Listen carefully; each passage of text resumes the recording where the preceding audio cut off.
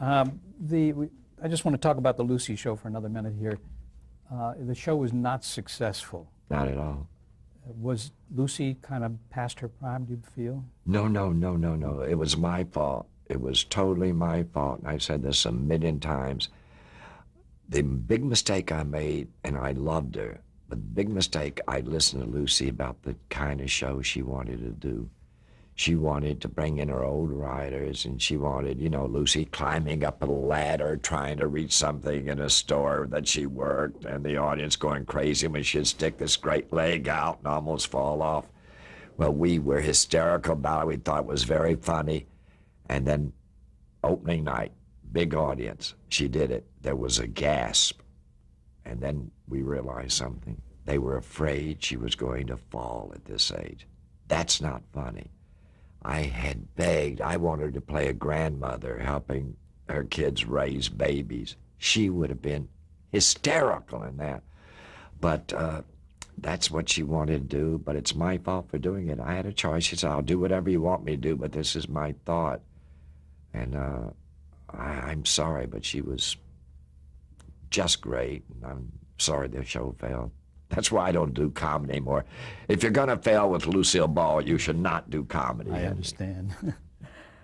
In 1989, your long association with ABC television ended, and somebody from NBC came to you, and I love what happened to you there.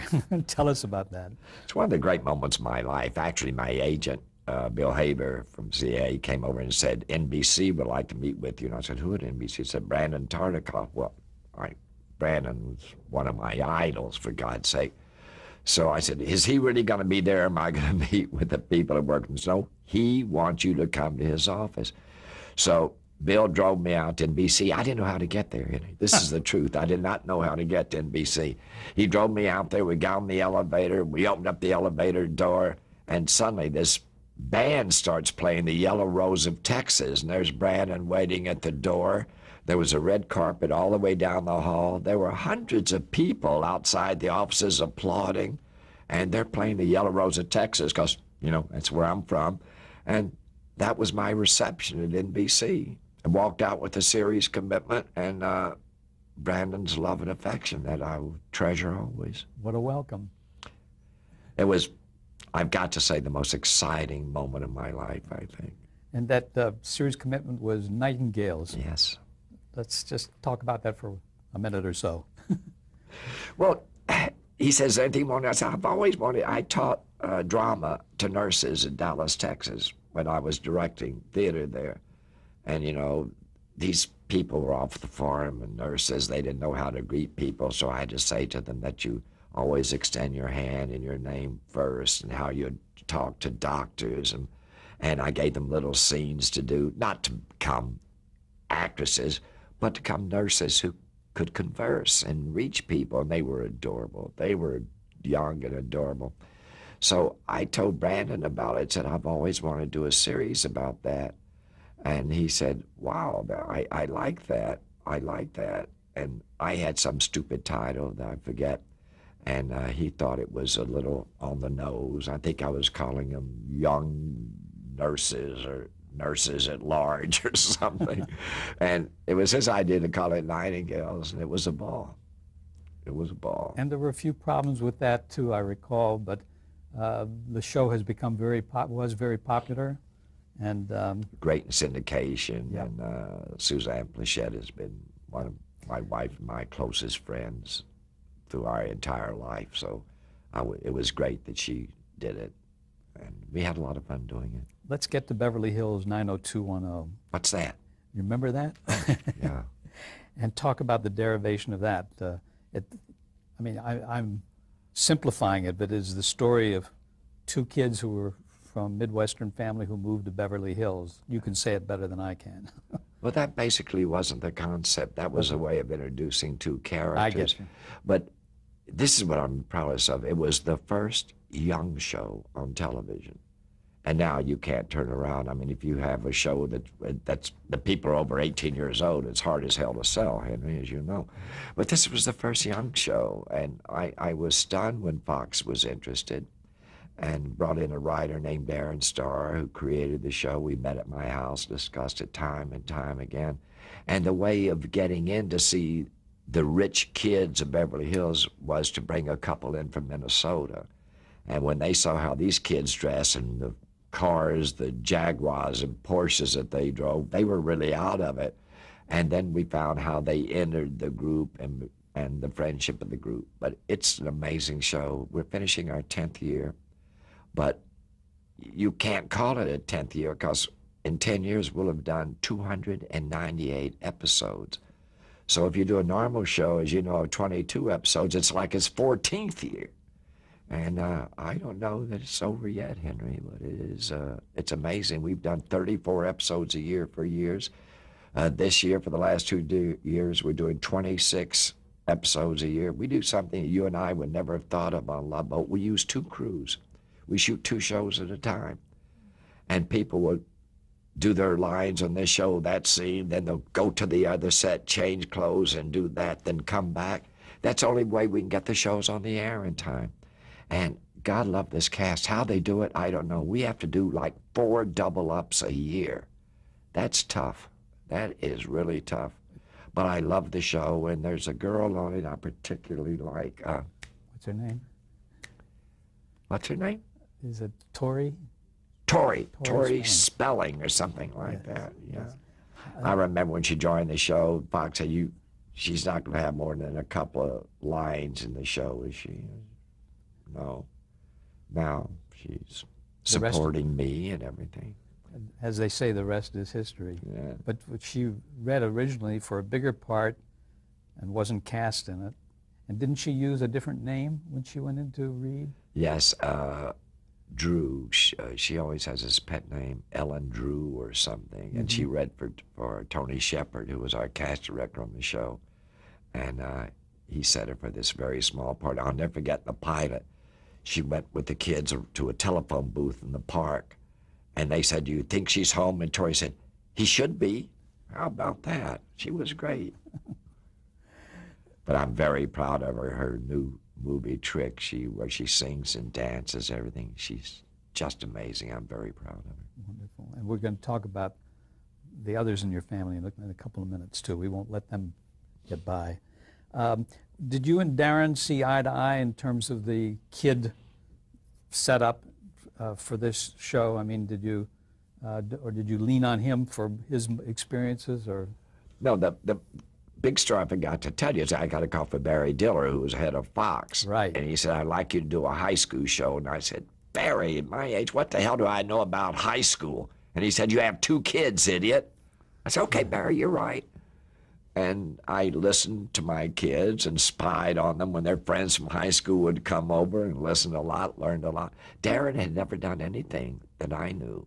It was Peter Chernin who suggested him, Fox who suggested him. I met him, a terrific guy, and I loved working with him. And we kind of developed this together, and it was a great experience. I do, besides Tori, want to mention some of the other people in the cast. And if you want to make a comment, you may. Shannon Doherty. Shannon's now starring in Charm with us, and don't believe all the trash you read about her when she was on 90210. Men can get away with anything. Actresses cannot. I hate the way they treat that. And the press love to blow it up, too, don't they? Especially if it's a woman, Henry. Yeah. Guys, I think we've talked about this before, can do drugs and go into rehab, come out of rehab, they're okay. But let a young lady do anything, and they want her exercise forever. You're right. I hate that. Jason Priestley, you great friend. Made a star out of him, and Luke Perry. Well, great friend. Luke comes to my house, used to come to my house every Saturday, and my African-American nanny loved him. He was always open with a big kiss for her, and I thought, gee, what a guy. He's still on the show. Jason has left now. Yes. Shannon is doing Charm, but Luke has come back to the show, which is great. And Jenny Garth. Jenny Garth has been with the show from day one. Beautiful, marvelous actress. What do you think made the show a hit? I think because there were no young shows at that time. I think it was the first show, and I think it was an honest show. We did something, and you know this better than I do. You've seen high school shows, comedies, where they were in high school for 6 years. I guess they were a little slow. we started the show as sophomores in high school. We graduated high school. We went to college for 4 years. They graduated 4 years after college, and now they're all together working at various things.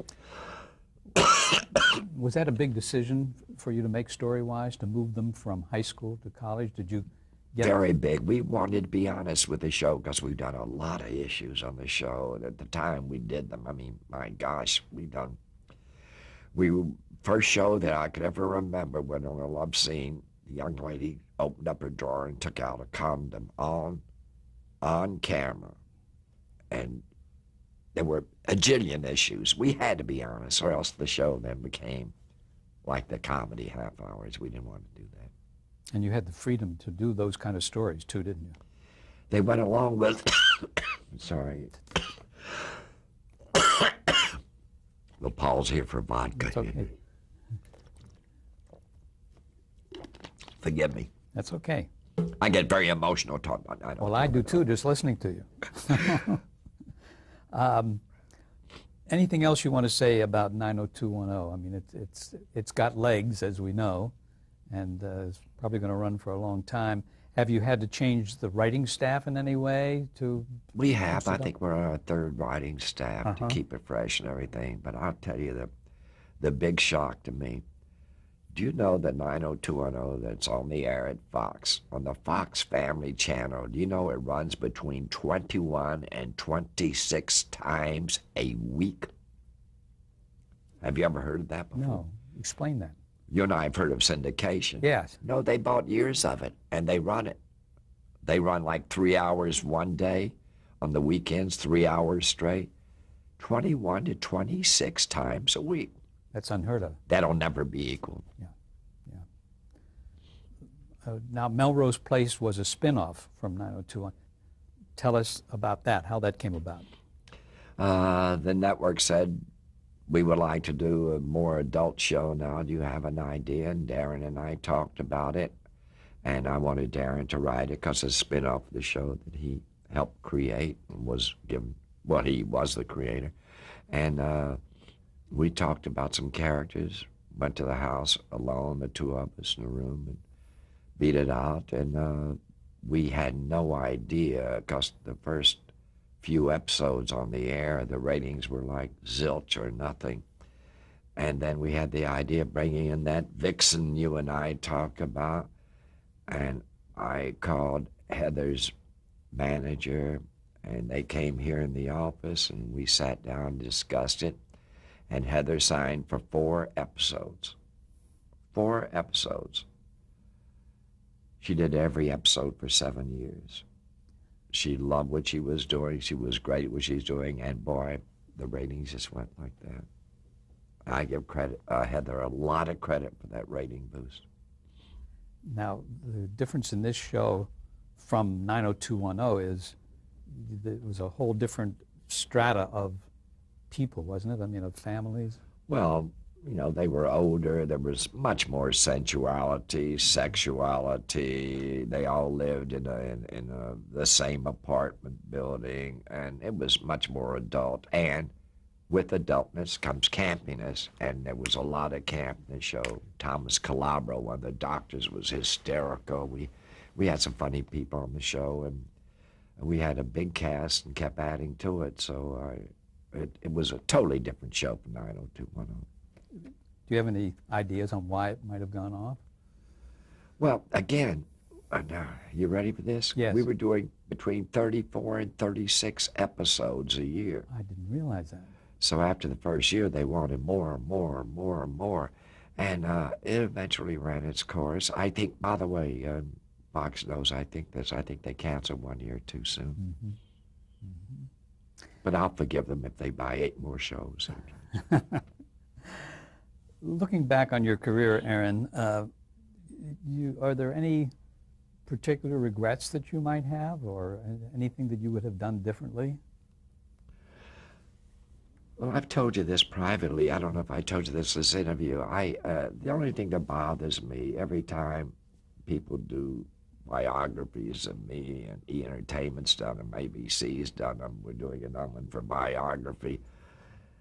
And critics always talk about Charlie's Angels, Love Boat, Fantasy Island, and they never talk about the issue shows that we have done, the issues that we did on 90210 and Melrose Place.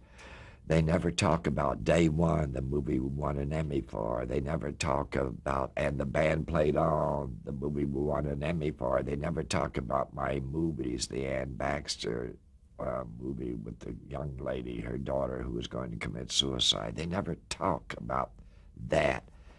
And that pains me a lot. I love it being an entertainer, but I think you should get credit for whatever you do, like Family, like Seventh Heaven, family shows that no one has done before. But I know it's going to say, I know my epitaph will be, he was Tori Spelling's father and he did Charlie's Angels. No, I'll differ with that. You started the whole business of guest stars in the dramatic series and anthologies. Why isn't that done anymore?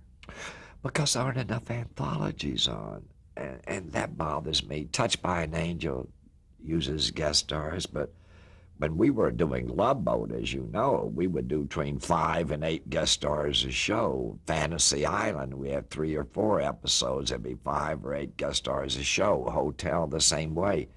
I hope that comes back. I love seeing guest stars on show, and I love to see a show that has a total ending of every story. And I think networks are worried about them because, you don't get to know the regulars, and your show depends on the regulars. That's bunk. That's bunk. Although I loved Ricardo Montalban on Fantasy Island, but he wasn't the only reason they saw the show. He may have been the main reason, but they loved the stories, the guest stars. Love Boat, we did Love Boat The New Wave for 2 years with a whole new cast, Henry. So they forgave us for changing casts because we brought in. But I hope you'll come back. I love anthological shows. I don't mean total anthological shows with the regular cast, but anthological stories and guest stars. I hope they come back. They're so much fun to do. So you feel that is the best basis for a ongoing anthology series with the guest stars? Absolutely. Yeah. This is a kind of a blind question. Why do you think TV is such a popular medium? Why is it that people spend so many hours a day in front of it? I answer this question. Everybody calls me Carney. Okay, so I'll try once more. Okay. We forget living here and everything in our businesses that there are husbands and wives who both work and raise children. Not everybody is wealthy, Henry. TV is a big escape mechanism. They come home, they want to relax, they watch television.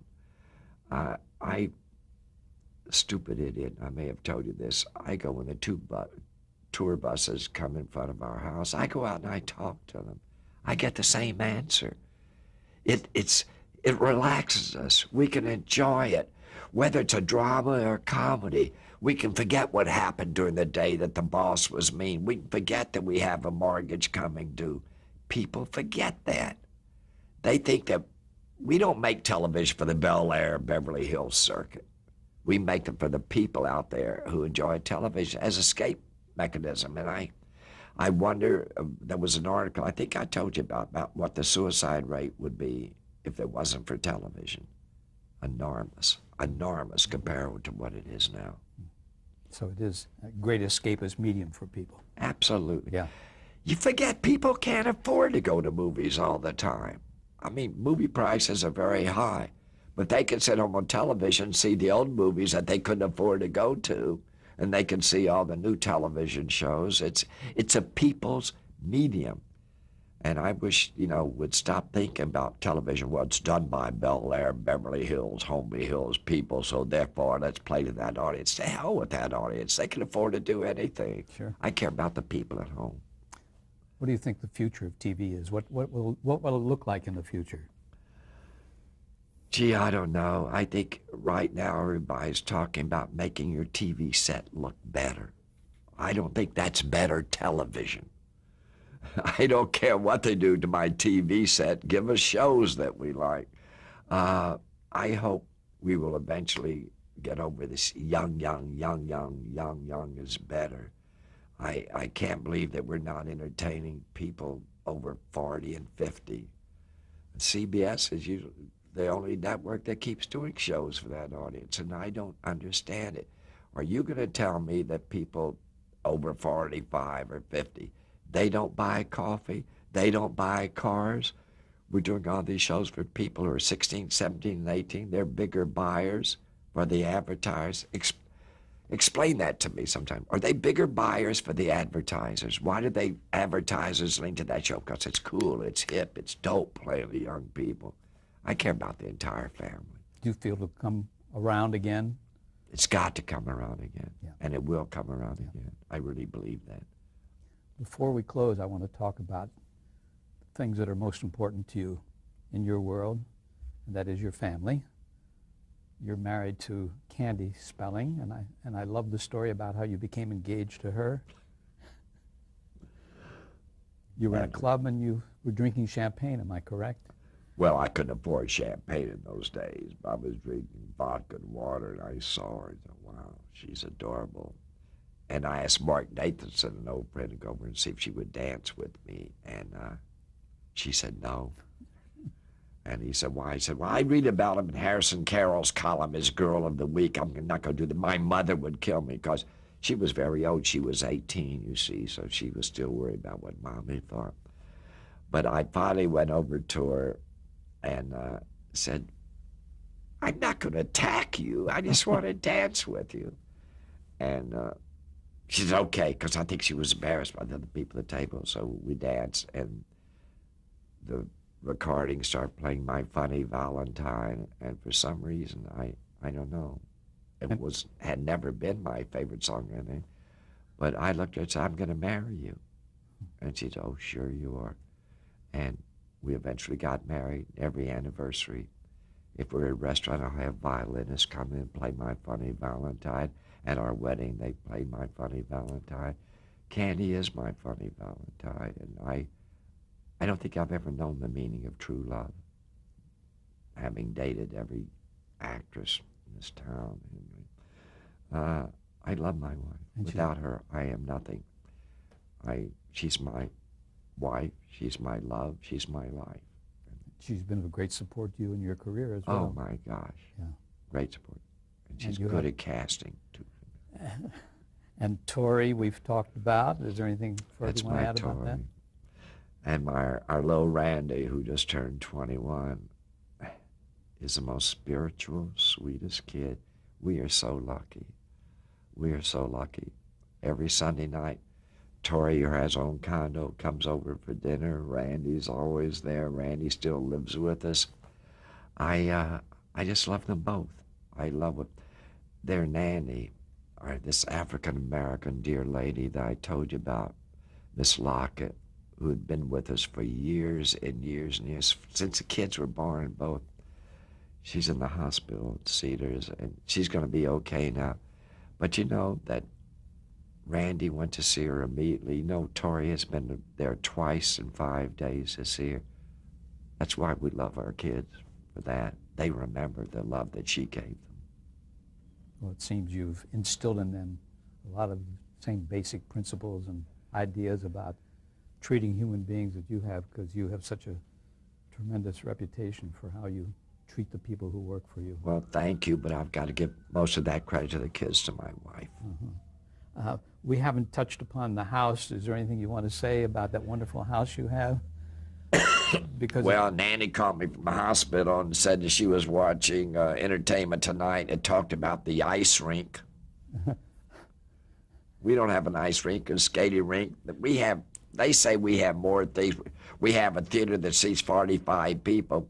We have a sofa that size in our screening room, but well, you isn't know, it, I don't want to end on a negative note, and I'm not. But isn't it true in Hollywood that if you're doing well, everybody wants to beat you down because they, you know, it's I don't know if it's envy or whatever, but you can't be successful in the other people's eyes because they always want to put you down. I'll say something you have never said. It is a big house. It is a huge house. I was very worried when Candy wanted to build it. That was her dream. I thought it was going to be like a library or something. It is the warmest place. It's big, yeah. It is the warmest. Every room is different and colorful. Her art and everything. I'm very proud of the house. And the you're very, house I hated, I now love. you're very comfortable there too, aren't you? Yeah. Great. If I could find my bedroom, I'm very comfortable. But No. outside that, Is there anything that you want to add? Have we skipped anything somewhere along? We didn't mention many of the shows that you've produced, Aaron, and that was just because of time restriction. But I think the important thing is that you have, despite some detractors who want to say otherwise, you have created programs of great quality and lasting memory, and we thank you for that. well, the last thing I want to say is I'm so appreciative of the Academy wanting to do this. I'm very touched by it, and I'm very appreciative because they tell the truth, and that's very important to me. Thank you so much. My pleasure.